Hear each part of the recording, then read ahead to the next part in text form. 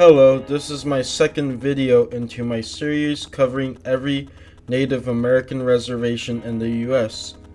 Note, I'm not covering every tribe, just the ones with sovereign tribal lands. Today, I'm covering New York and Florida. Now let's get started. We will briefly cover how the nations that made up the Iroquois Confederacy came to be what they are today. The organization was made up of 5 nations originally.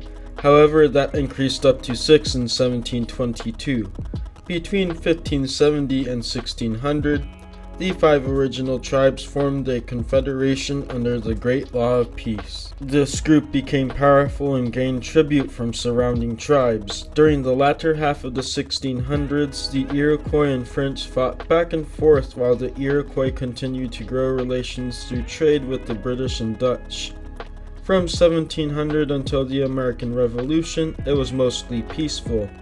However, there was a schism between the tribes on whether to support the Americans.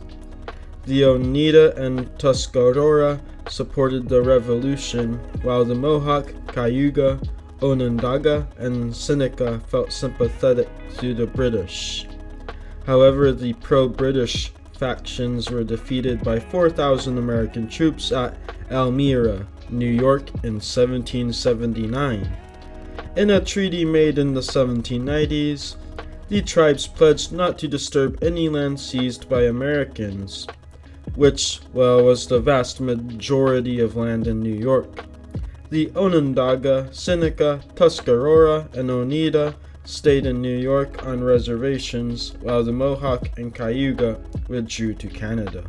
The first reservation belonging to a member of the Iroquois Confederacy that we will cover is the Tuscarora, the newest member of the Six Nation Alliance, arriving in 1713. These are their tribal banners. The tribe is nestled on a strip of land in between Lake Ontario and Lake Erie. It's also located near the Canadian border and looks like this. It is approximately 5,770 acres. Buffalo is the closest major city, sitting south of the reservation. The most recent census data says that the reservation is home to 922 residents. Median household income is $26,012.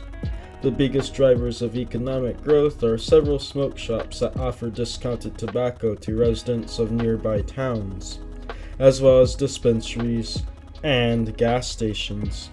Don't worry, it is also home to more family-friendly resources like the elementary school and health center.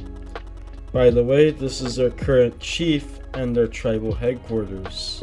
The next tribe we will look at is the Oneida, also the other tribe that supported the American Revolution. For their loyalty to the cause, they were given just 32 acres to work with. However, in the past 20 years, they have reclaimed more than 17,000 acres. This process first started in 1987 when it acquired 42 acres of ancestral lands. It's located roughly between Syracuse and Utica, and it looks like this. This is their official tribal banner. This is their current chief. Their biggest generator of economic growth is the Turning Stone Casino located just south of Verona. It was the first legal casino in New York, opening in 1993, and this is their tribal headquarters. The Onondaga is the third tribe that made up the Iroquois Confederacy. The Onondaga are considered to be the capital of the territory that used to make up the Confederacy. By the way, the Iroquois were also collectively known as the Haudenosaunee. Their tribe is around 7,300 acres and located here within the state. Interstate 81 runs through the right side of the reservation. Although the vast majority of the reservation is made up of woods and farmland, it is home to several services vital to the nation, like these beautiful arenas.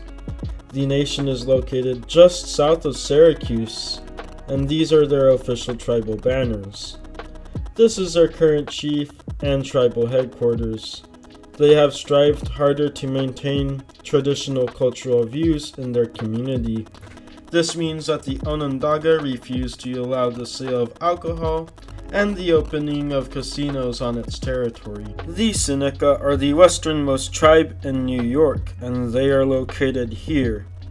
The reservation lands are split among 3 different areas: the Allegheny Reservation, the Cattaraugus Reservation, the Oil Springs Reservation, as well as some land in Buffalo for a casino.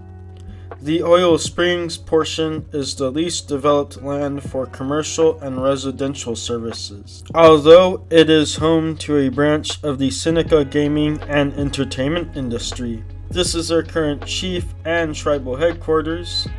The reservation is home to 4,000 people out of a total tribal population of 8,000. These are their tribal banners. The biggest driver of economic growth are their casinos and marijuana dispensaries. The Allegheny and Cattaraugus reservations are home to their fair share of dispensaries and many small gaming parlors. Throughout my research, these gaming parlors are a popular source of income for many tribes. Not quite a casino, but they do routinely host card games and bingo. This particular reservation also contains the Allegheny River and boasts many camping sites.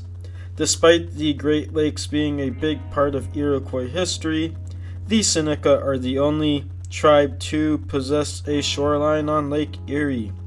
Visitors can escape the bright lights and anxiety-driven energy of the casinos and see the Seneca Nation Beach. There are several towns located within each reservation, including Cattaraugus and Killbuck. However, Salamanca is probably the closest thing that can be considered a capital for the tribal nation. I don't like talking smack about tribal nations in these videos. However, the Seneca do seem to have way more amenities, both natural and man-made, to boast about compared to many of the tribes in the Northeast. Moving on from the Seneca, we will now take a look at New York's last tribe. However, not quite so fast. There is the Tonawanda band of Seneca Indians who reside on, the Tonawanda Reservation. It is located in western New York here, and it is home to 345 people.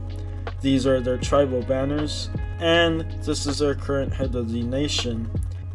Its biggest generator of economic growth are the various dispensaries and small businesses located on the reservation. The Tonawanda Creek flows through the territory.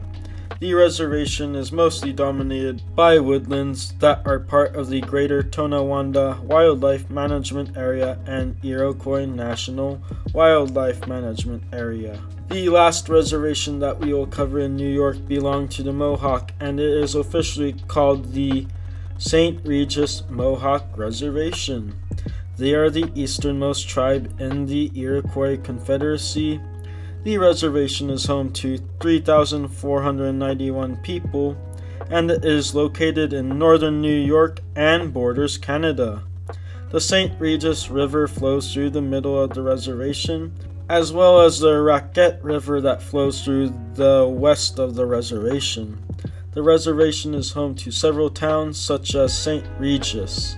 These are their tribal banners, this is their current chief, and their tribal headquarters. Their biggest driver of economic growth is the HAAWK Wesasni Casino located in the south. This is it for now exploring New York's Indian reservations. New York does have 2 other federally recognized tribes. However, their land sovereignty is only recognized by the state and not federal government. I look forward to sharing with you Florida's Indian reservations in the next video. Thank you for watching, and don't forget to like and subscribe.